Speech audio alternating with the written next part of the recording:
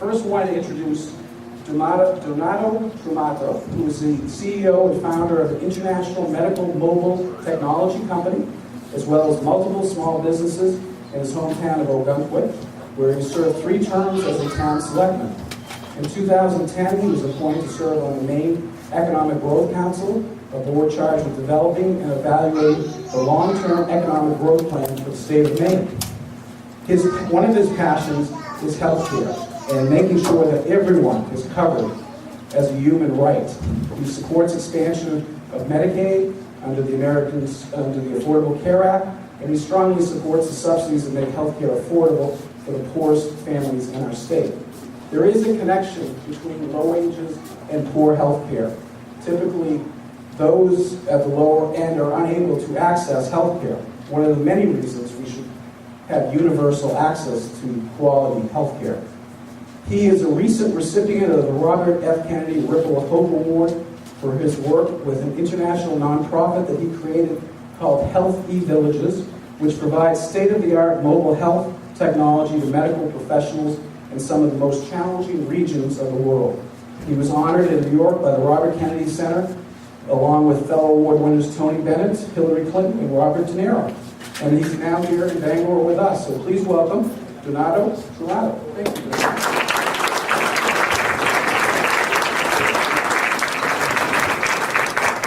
Thank you very much, Joe. Looking at the audience tonight, I'm reminded of a great story that's told by President Kennedy. In 1962, President Kennedy was hosting a special event for the current and past Nobel Prize laureates. And looking at the room, he said, "I've never seen as many intelligent people in one room, with the exception of when Thomas Jefferson dined here alone." So tonight, I want to first thank you, Joe, and the opportunity to bring so many great people here this evening. I'm a firm believer, the higher your collaborative IQ, the more you can get done, whether it be in the political scene, the business scene, or healthcare. And I'm here tonight for several reasons. In addition to some of the other hats I wear, I'm also the founder of the Tramuto Foundation. It's an organization that I founded in 2001, following the devastating events in 9/11. I was supposed to be on that second plane that hit the towers. My 2 friends and their 3-year-old were on the plane and lost their lives. We founded that foundation as a means to provide college scholarships to those students who are in need. And I'm pleased to announce to you this evening I'm in Bangor because we are establishing at the Bangor High School a permanent scholarship that will be awarded each year to a student who has demonstrated a need, whether it be in an area of fiscal need or a need where they need additional support and learning. So I'm very pleased to be here.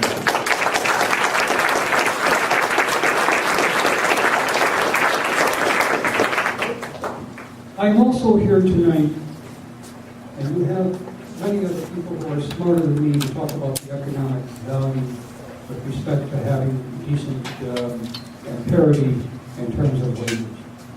But I'm here because of the healthcare issue. And because I think this is not a political issue, but I think it's a moral issue. The Universal Declaration of Human Rights, Article 25, clearly states basic health care for every single person on earth. And when one person has not had that right, we have violated the Declaration.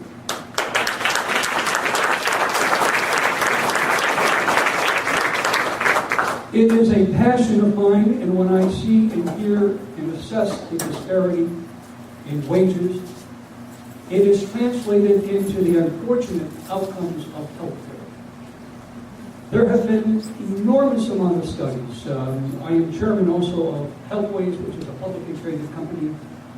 We have conducted many, many studies over the last few years. One in particular I would like to cite here this evening. Since 2007, Healthways has had a partnership with Gallup. And we have surveyed in the last 8 years more than 2 million people. Across the United States, we have surveyed more than 2 million people, and we have identified the variables that affect their well-being. One variable in particular is their fiscal well-being. And it has been demonstrated when you have a disparity in the wages for those individuals.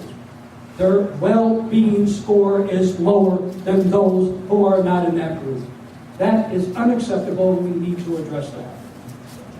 I am particularly remembering a story of a 29-year-old woman from Spokane, Washington, in one of the surveys that was conducted by Health Force. This is a woman who had lost her job. Her husband was earning less than $8 an hour. They were forced to live in the basement of her parents' home. Before she lost her job and before her husband had a wage decrease, they had no health illnesses that had been manifested. In the 6 month post her losing her job and her husband having a diminished wage per hour, they started manifesting certain health care conditions. She was suffering from mental illness. Obesity started kicking in. Part of the obesity was kicking in because they could not afford to go out and purchase fresh fruits and vegetables. They were forced to buy canned vegetables and frozen vegetables, all of which we know has high indices of preservatives and salts and all the other variables that contribute to poor health. I can give you one example after another that supports the whole alignment of good health outcomes with the ability to have a decent wage. I have heard the arguments from my colleagues. As a small businessman in my healthcare company, we employ nearly 500 people. In my businesses that we have in Oakland, the 3 businesses together, we employ close to 100. And I have heard the age-old argument that if in fact you provide higher minimum wage, you are going to cut into the profits. I say to you that is not correct. That absenteeism and presenteeism is a healthcare metric we measure. That when people are not feeling good, when they have well-being scores that are low, they may be at work, they may be present, but they're not necessarily productive. Our economy is based on consumption. It's based on housing and consumption and the economics of having more wages and having decent and having equality of wages has demonstrated that there is greater productivity, there is greater presenteeism, absenteeism goes down, and consumption goes up. Dr. Martin Luther King once said, "It's not the actions of the bad men that are appalling, it's the silence of the good men." And Joe, I want to compliment you this evening, and I hope that tonight that this begins the debate and continues the debate. And there's going to be challenges. However, I hope that in a small way that my message here this evening, in terms of one variable of aligning equal pay with healthcare outcomes, will move all of you forward, not to be silent on this issue. You can embark upon change. Thank you very much.